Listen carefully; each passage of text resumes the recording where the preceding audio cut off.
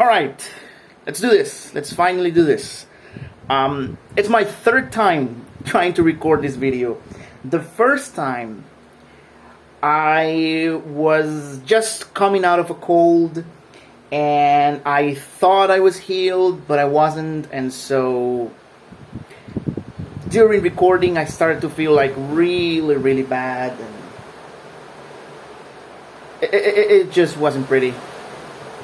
Wow, it's raining a lot. The second time, professional here, I didn't check my battery life, and so it died, and I lost everything. So, whatever, right? Well, maybe not everything, but I don't. I am lazy. Again, professional here, and I don't like editing, so I like to do everything in one take, and so I was like, fuck it, I'll record later. Plus, that gave me an opportunity to rethought what I wanted to say, to reshape my ideas. I have contemplated some of the things that I said on those iterations of this video, and I have, in some cases, changed my mind. In some cases, I have found better words to talk about it. So, all in all, it's good. I'm talking about Elden Ring, specifically the Shadow of the Erdtree DLC. Who would have thought that 2 years later, in 2024, we would be talking about Elden Ring again? Couple of things. Before I start talking about my thoughts about this DLC, I think it's important to give context, because I've always felt that our perception of video games is so, our ideas, our thoughts, our response to them, these are so related to our own individual experiences, how we play the game, how we experience the games, etc.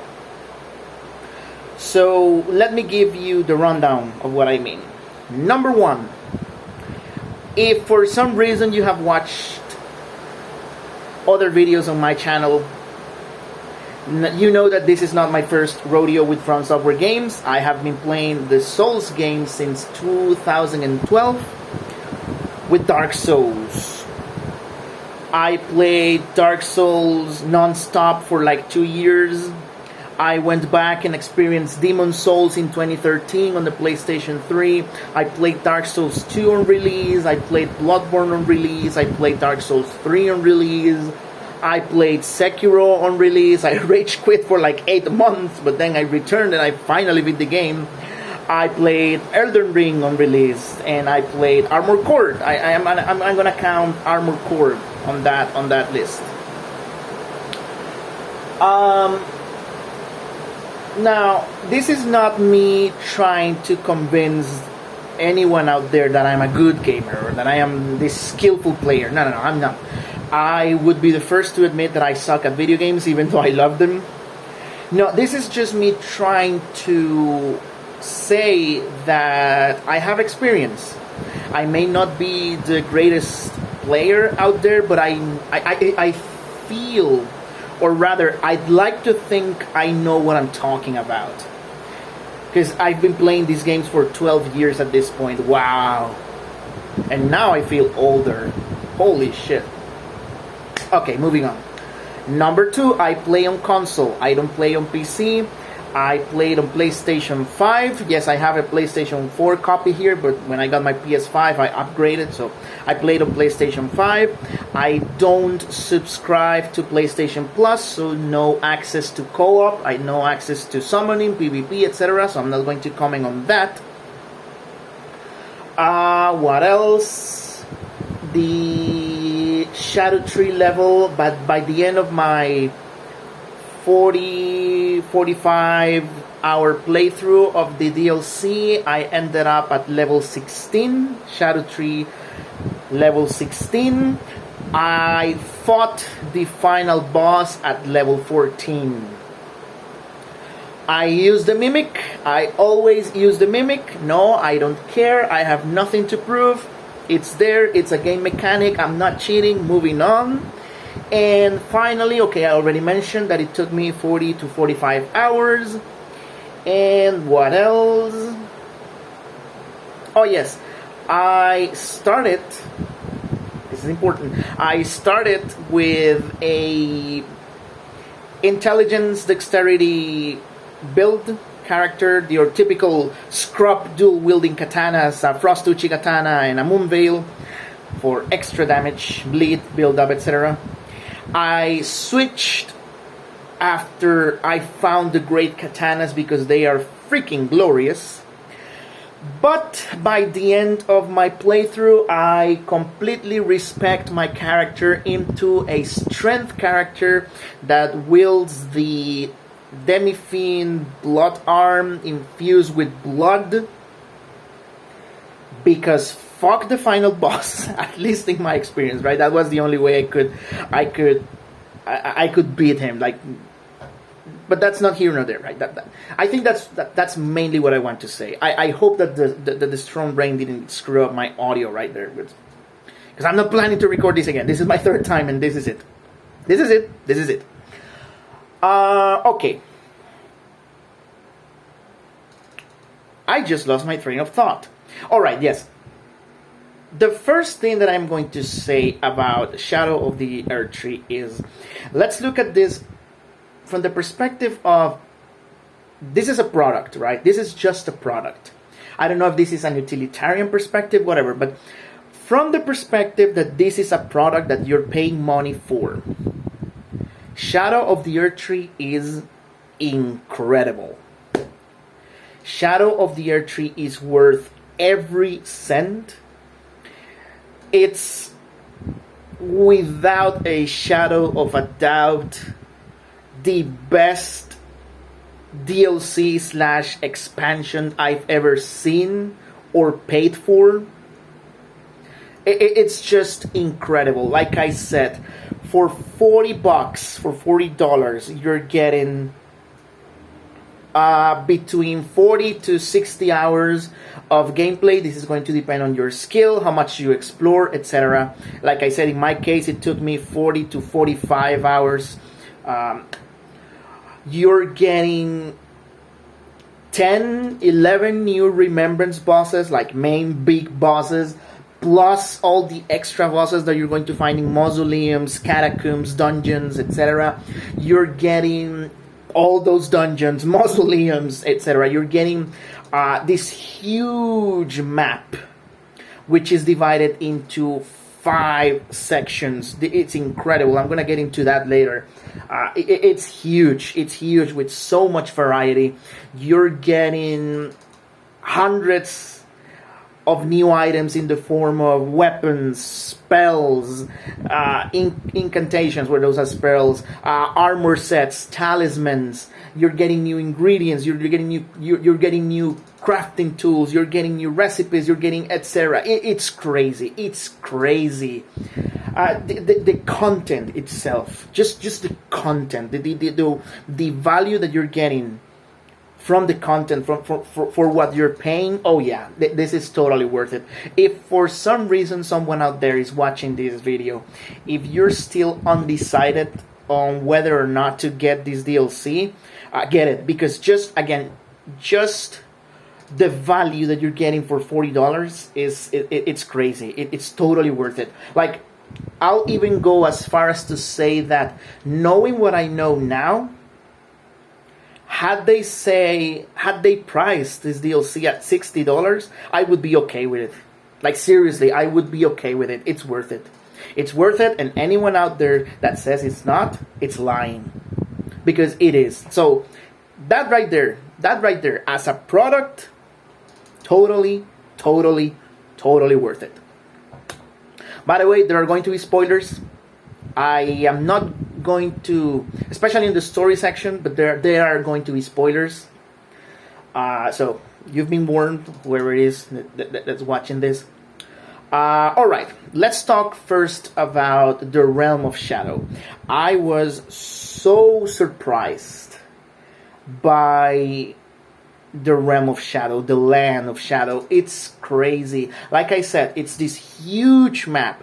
Initially, Miyazaki was quoted saying that it was the size of Limgrave. I completely disagree, because it's not. It's a little bigger. Maybe not just a little bigger. It's just bigger. It's just plain bigger than Limgrave. However, that's not the important part.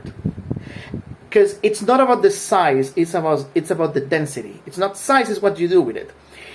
And while in terms of just size, it might be, like I said, bigger than Limgrave, or maybe it's same size as Limgrave. When it comes to the density of what you're finding within that region, within that territory, to me, at least to me, it feels like you're exploring Limgrave, Liurnia, and Caelid at the same time, because you're always finding new stuff. You're always, there's not, like I said, it took me 40 to 45 hours, right? Excepting the couple of hours I spent on a couple of bosses here and there, and I'll get to that. It was never... I never had downtime. I never had grinding time. I never had like repetitious cycles of me just doing and doing and doing.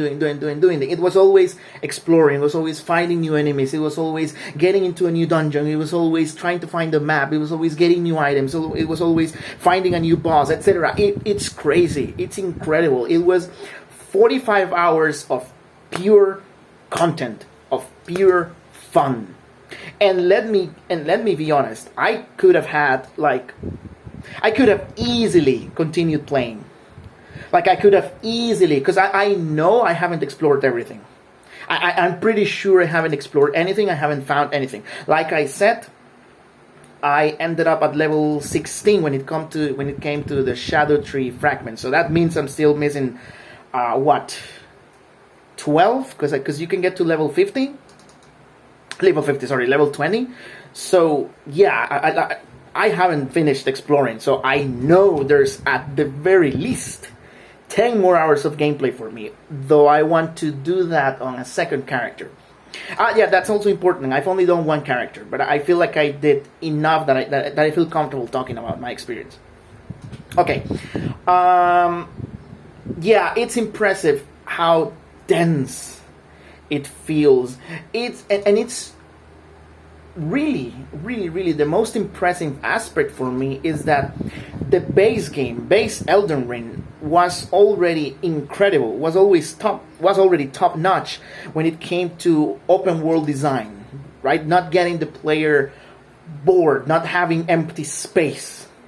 The base game was already masterful at this, and then they just took these 2 years in between the base game and the DLC, and they polished that. They perfected, they mastered their open world design to the point where I shudder to think what the next FromSoft open world game is going to look like, because they are definitely going to improve. It's what they do, right? Or rather, it's what you hope they do. But no, in all seriousness, it's great. Like the Land of Shadow, it's great. And now in terms of the design, it's beautiful in its own twisted, dark way. It's beautiful. It's so varied. You're getting this variety of regions, but also something else that I really loved. Drove me crazy in a couple of instances, but in general, I loved that the Realm of Shadow is not... So I mentioned how it's divided into 5 regions, right? Okay, so what's cool about it is that... So on the base game, when you go from Limgrave to Caelid, it's just walking, right? There's literally, oh, I can't speak today. There's literally like a wall separating the border, signaling the border between Caelid and Limgrave, and you just walk. You just walk. You're one moment you're in Limgrave, you walk like 10 steps, and you're in Caelid. You get the big pop-up, right? The pop-up title, Caelid, right? So it's like that. That's how easy it is to switch regions in the base game. In Shadow of the Erdtree, if you look at the map, then yes, obviously everything is next to it. All the regions are next to each other, but in execution, in reality, it's so difficult. Like, for example, if you want to access the eastern side of the Shadow Keep, you have to go through the ruins, and you have to go down and then go up, climb to the other side of the map. And if you want to go to the Jagged Peak area, you have to go through the Dragon Catacombs. And it's crazy. It's convoluted, but in a cool way. In a way that makes you explore. And not gonna lie, I mentioned before that it drove me crazy in a couple of instances. It was because I couldn't find the access point to the Abyssal Woods. That's the last area that I explored because I just couldn't find how to get there. Now this is important because, like I said, it was always exploring. While looking for an access point to the Abyssal Woods, I was finding, again, all of these dungeons, all of these items, all of these new enemies, all of these bosses, all of this. I was progressing the story in some cases, etc. So it goes back to what I was saying. It was always, there was never a dull moment in those 40 to 45 hours of gameplay. It was always gameplay. It was always fun. And that, to me, it's the biggest praise that I can give to this DLC. Like I said, it's the best expansion I've ever experienced. So it's crazy. And yeah, I mean, it's just beautiful. The Realm of Shadow is beautiful, like I said. Let's move on to... let's talk about the Shadow Tree blessings, since I've mentioned them in a couple of moments now. In a couple of occasions. I didn't care for that. Like, honestly, I didn't care for it. Like I said, I didn't do co-op, so I don't know how much the Revered Spirit Ash influences the strength of your co-op. I didn't notice any particular difference in my summons, like on my Mimic. I don't know if they have some influence in the damage output and defense of your own ashes. Spirit Ashes. I think they do, but I don't know. So I'm not going to comment on that. When it comes to the Shadow Tree fragment, and yes, it is pronounced Shadow Tree. I personally didn't notice the difference. Like I said, I ended up being level 16 by the time I finished. I never noticed like a major difference. That being said, initially, I was negative about that feeling. However, in retrospect and with more time to think about this, I decided that's a good thing. Because that means that it's balanced to the point where you don't notice it. And for some reason, that sounds all right to me. I don't know. You can disagree, you can tell me how stupid I am, but that's how I feel. That's how I feel about it with retrospection and with more deliberation about this topic. So, in general, even though I didn't notice it, and I'm trying to say that it's a good thing, etc., in general, I didn't care for it. It did... finding these Shadow Tree fragments did encourage more exploration on my part, because I was... sometimes I was trying to find them, etc., but it was good. I think it was the... Overall, I think it was the best solution to the scaling problem. I don't know, probably. But that's it. That's all I'm going to say about that. This leads me to the difficulty of the DLC. This is a topic that has become controversial a little bit. It's dividing the community to the point of toxicity in some cases. Like, wow, the debates that I've been reading about, they're crazy. Like I said, I have recorded, this is my third time recording this video. In the previous ones, I dedicated more time to this topic. However, in retrospect, and again, with more time to deliberate, to reshape my thoughts, to re-contemplate my perspectives about it. All I am going to say in regards to the difficulty of the bosses is that out of the 10, 11 main new bosses, personally, there are 3 that are bullshit. The Divine Beast, Gaius, especially, fuck Gaius. Like, fuck Gaius. Like, oh my god, I'm getting heated up just thinking of fuck Gaius. And the final boss. Now, notice that I'm saying for me. At the end of the day, difficulty when it comes to bosses in the FromSoft games, difficulty is going to be very subjective. Let me give you an example. Artorias, back in Dark Souls 1, is one of those bosses that is universally considered hard. Personally, not even on my first time fighting Artorias. Like, he was never difficult for me. He was never difficult. However, put me in front of Gwyn, and I'm getting my ass handed to me every single time. Even with parrying, because I suck at parrying. So, there you go. That's me, right? That's just me. For some other people, Artorias might be really, really difficult, while Gwyn is a piece of cake. Here's another example.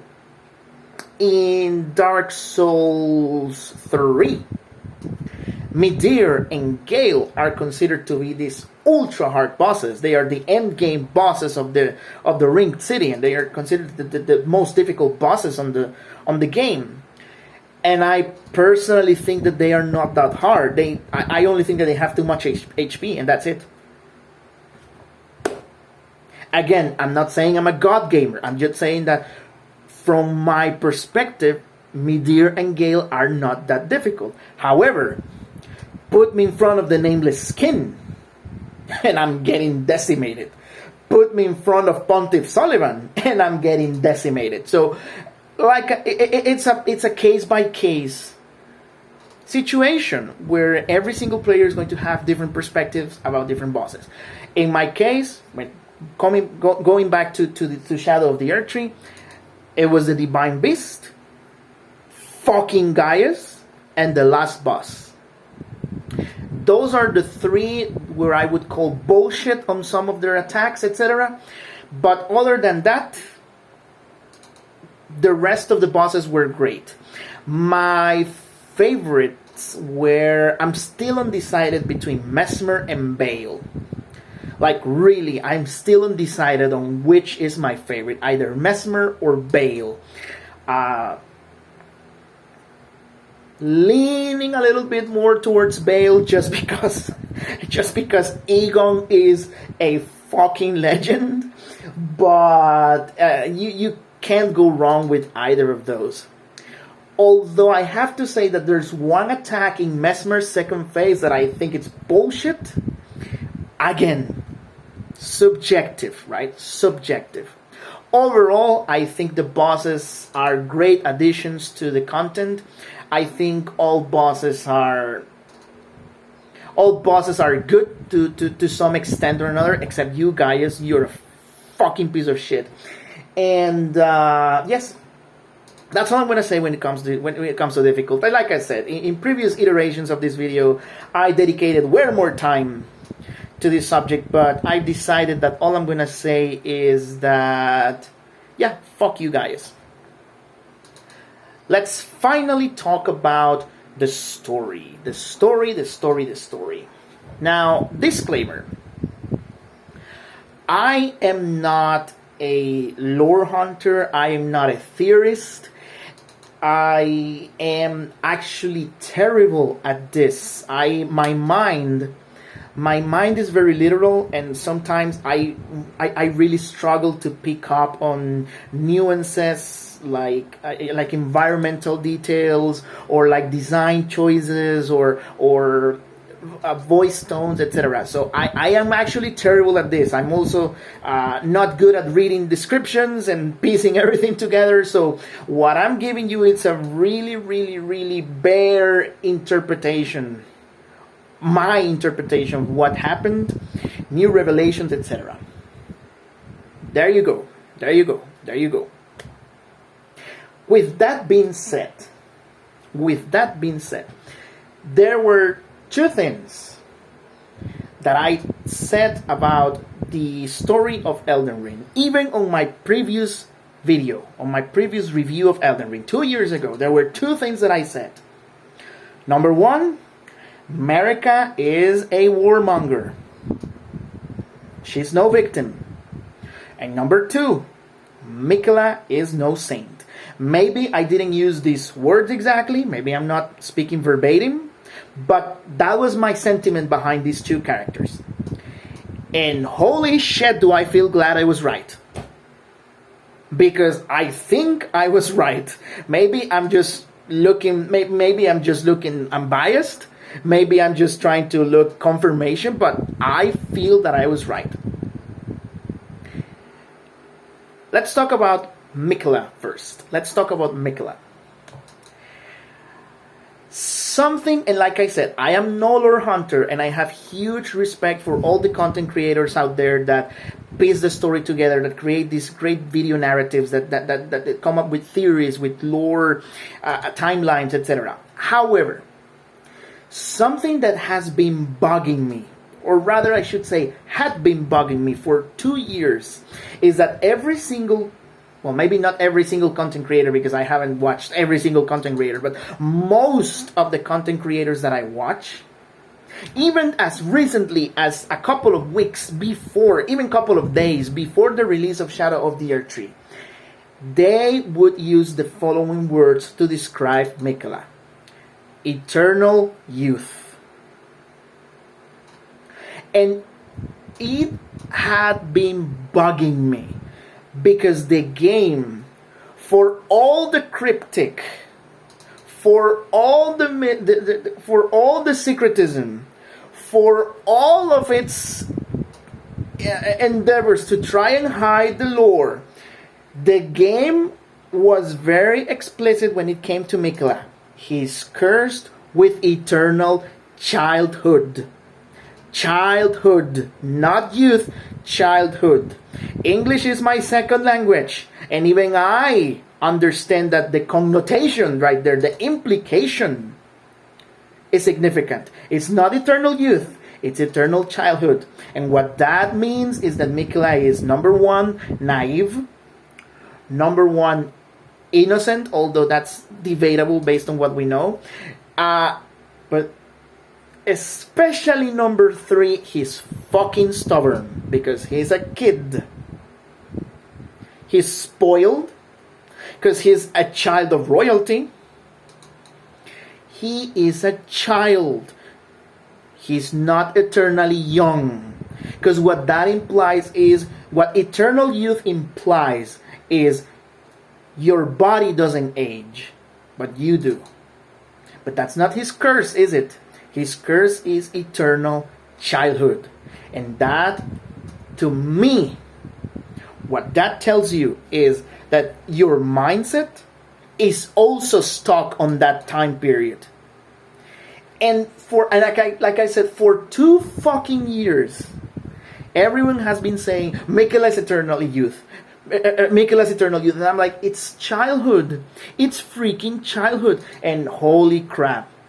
There comes the DLC, and all of the actions, everything that Miquella did, was the result of being cursed with eternal childhood. Because he's a child. He's a kid. A stubborn, spoiled, naive brat. I want Radahn. And yes, here's the point where spoilers are completely fair game. I want Radahn. He's my consort. No, I want Radahn. No, I don't want you. I want Radahn.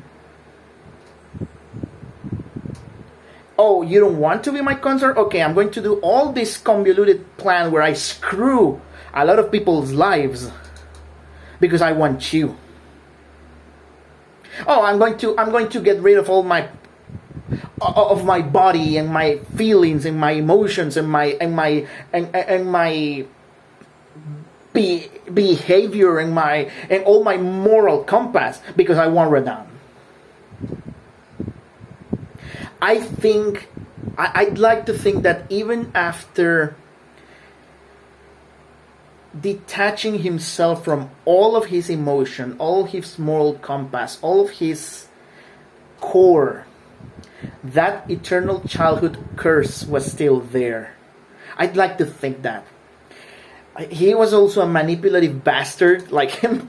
Mikkel is a manipulative bastard that, like Ansbach said, he wills love to shatter the frailty of men.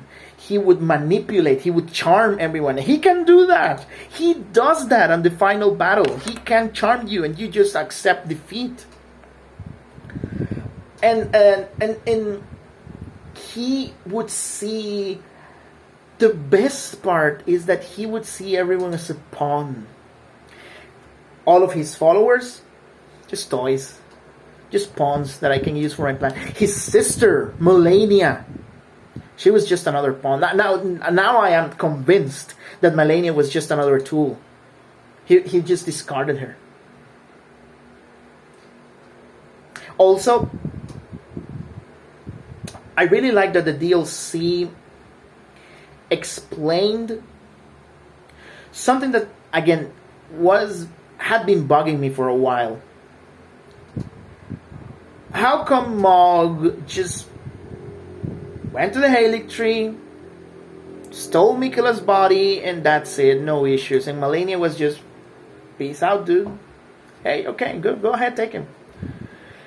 That never sit well with me, and now it makes sense. It was all part of the plan. Mog, I mean, the memes, Mog beat the allegations, because for all the talks that Mog was the most evil bastard in Elden Ring, and I think I even said that, he was just another victim. He was just another pawn. He was just another piece in the chess game of Miquella. It's incredible. It's really, really incredible. When it comes to Radahn being the final boss, Radahn being the final consort, I've seen a little bit of controversy because some players are saying that it doesn't make sense, that this was like unexpected, that Godwyn was supposed to be the one. I disagree. Godwyn was very dead, like seriously, Godwyn was gone. I do have to say, in the interest of fairness, while I do believe that it was the plan from the beginning to have Radahn be the consort, I think that the people at FromSoft, in their desire to make it a surprise, they either remove or decided not to put any form of foreshadowing, other than the little scene in the trailers where Melania is speaking to Radahn. And to me, that is honestly my one point of evidence that this was the plan all along. Because, again, game design, a trailer design, the confection of this type of material, this is utilitarian by principle. This is utilitarian. You don't want to spend your resources, your time, your people, your talent in something that doesn't mean anything, especially at From Software. Especially with their storytelling structure, they are not going to do anything just because. So I feel that them animating Melania, whispering in Radahn's ear, that was the intent. And now we know. The DLC gives us confirmation that she was telling him, Miquella waits thee, O promised consort, or something like that. I'm butchering the quote, but something in those lines. So it was planned. I think it was planned. And it's important that, we have to, in order to access the DLC, we have to kill both Radahn and Mog. So to me, it makes sense. In my head, it makes sense. Honestly, it makes sense. I am so glad that the final boss wasn't spoiled, because, not gonna lie, the impact of just seeing his silhouette, his shadowy figure, and then seeing the swords and him doing this, right? And I was like, holy shit. Holy shit. Because like I said, I'm terrible at reading descriptions. If you pay attention, if you are diligent, and if you read all descriptions, you can pretty much guess who the final boss is going to be, because one of the item descriptions tells you. Well, it doesn't explicitly tell you, but you can, if you're good at this, you can put 2 and 2 together and you know it's Radahn. But me, like I said, I'm terrible at this. So when I saw, I knew there was something going on. Like, I obviously knew because of Ansbach dialogue, because of Freya's dialogue. I knew there was something going on with both Moog and Radahn. I just wasn't expecting them to be the final boss. You know what I mean? So, it was great. It was great. It was great. So yeah, Miquella is a bastard. Miquella is a freaking bastard. Let's talk about Marika. Let's talk about Marika. Before I continue, yes, I did visit the shaman village. Yes, I know what happened there. I understand why she went full destroyer mode on the Realm of Shadow. I get it. That being said, this doesn't fundamentally change my perception about Marika. That she just is a power hunger conquering warmonger. And the reason is the following. I think what we see in the DLC, Miquella abandoning everything about himself, you know, his flesh, his emotions, his everything. I feel that this is an insight into what Marika went through. I think we can, especially knowing that Marika is from the Realm of Shadow, I think we can conclude that Marika experienced this path. She also abandoned everything. She abandoned all emotion. She abandoned all her flesh. She abandoned her love, her compassion, her moral compass, everything, in order to ascend to godhood. By the way, I think this is also a great explanation for Radahn. Personally, again, this is all subjective. I was never on board with the whole Marika is Radahn thing. Even when presented with evidence, like I said, my mind is too literal sometimes, and I'm like, to me, something about it didn't work. Something about the whole Marika is Radahn just didn't fit with my mind, the way I saw the events, etc. It just didn't, okay? It just didn't. I've always thought, and I've always assumed, in fact, my headcanon was, oh yes, Marika and Radahn are twins. That's what I thought. However, with what we know now, and assuming, again, I am assuming that Marika went through the same path that Miquella went, assuming that, and we know that Saint Trina is an aspect of Miquella that he abandoned. So knowing that, I think that Radahn is what Saint Trina is to Miquella, right? So now it makes sense to me. Now that's my new headcanon. That's my new interpretation of events. Now Radahn makes sense. Now I can see it. Now, and more importantly, now I can see why Radahn is Marika and how they can be separated. Because at the end of the day, again, if we take Miquella's path as the same as Marika's, then at the end of the game, during the final boss, when Miquella descends and joins Radahn, he is mostly a spirit. So we can assume that the same is true for Marika. She's a spirit. She is a spirit, probably trapped within the body of Radahn. And at the end of the game, that's why we fight Radahn. I don't know. I think, but again, going back, I think because she abandoned everything, that's why she became a cold, calculating bitch that only cared about domination, about power, about everything. And that's why even after having her vengeance on the Horn set, she just decided, conquering, conquering, conquering, conquering, conquering. That's why she fought the giants, and that's why she fought Liurnia, and that's why she sent the Tarnished in a marching war to the Badlands, etc. So yeah, that's why she broke the Elden Ring, because if it's not mine, it's not anyone's. That's how I interpret her, and I think the DLC gives her, I don't know. Again, maybe I'm just looking for confirmation, but I feel like the DLC gives me that vindication, let's say. I really, really like the Crusade. Let me explain.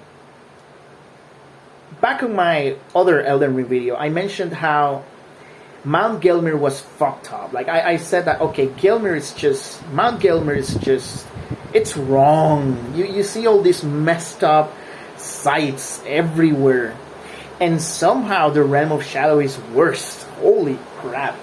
The devastation that occurred in the Realm of Shadow when Marika sent Mesmer in their crusade, because the language is important. The word is crusade. And oh my god, you can see that these people were completely decimated. I love in Belurat. First of all, the music in Belurat, holy crap. You can feel the sadness. And by the way, I'm not defending the horn set. Don't get me wrong. I am not saying that they were saints. However, I feel that they were, holy crap.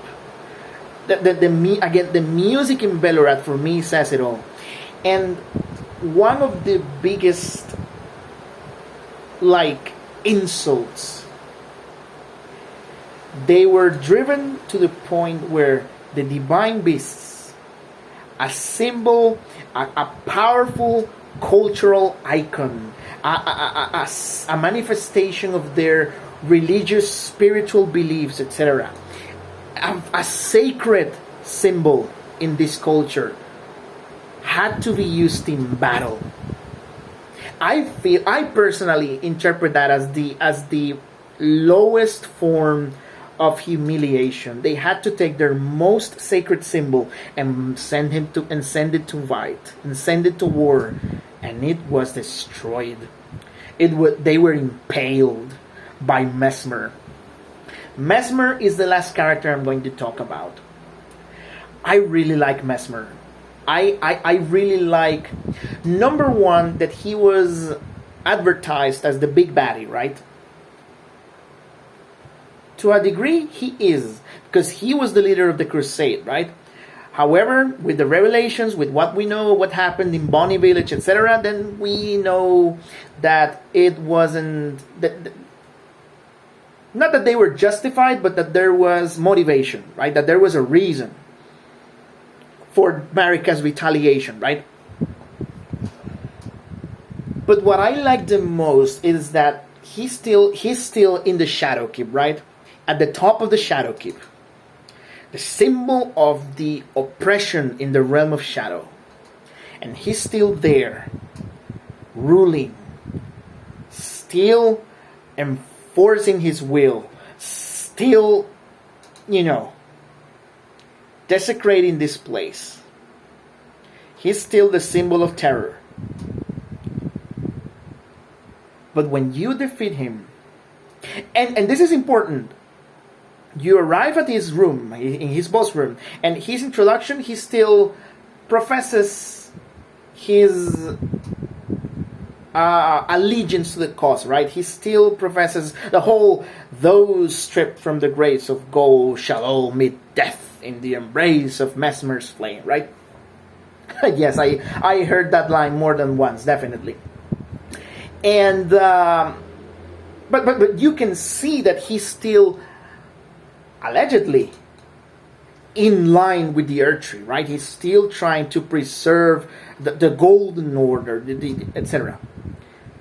But when he dies, and this is beautiful characterization for Mesmer and for Marika, by the way, the moment he dies, his dying words are, "Mother, America, a curse upon thee.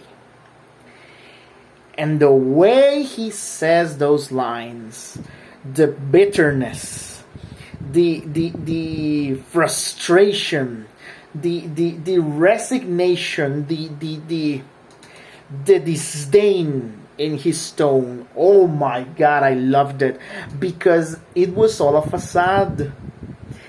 It was all for show. He was just there because now we have to keep face. We did all these terrible things to these people. Now we have to maintain the oppression. But I know that my mother just used me. I was just a pawn. I was just a tool.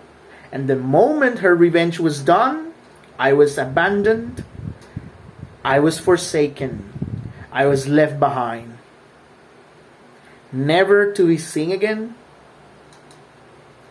Never to be remembered by anyone. This reminds me of Freya in Final Fantasy IX. To be forgotten is worse than death. And I bet he harbored so much hate for America for years. For years. Because he was still keeping the illusion of power, the illusion of oppression. He had to maintain it. Holy shit. And again, this tells us so much about America. The moment her crusade was over, I'm washing my hands. Out of sight, out of mind. I loved it. I really, really loved that detail. The final thing that I'm going to say is that with what happened at the Hornson village, we now know why Marika hated her children, Morgoth and Moog, so much, and why the Omen children were thrown in the sewers of Lindel. I'm assuming there were a side that triggered her trauma, etc. So that makes sense. I really like that. Other than that, I think I have nothing else to talk about. Like I said, great DLC, great expansion, some great bosses. Not you guys. It's just incredible. Just incredible. And with that, if for some reason you decided to watch this video, if you're still here, I thank you and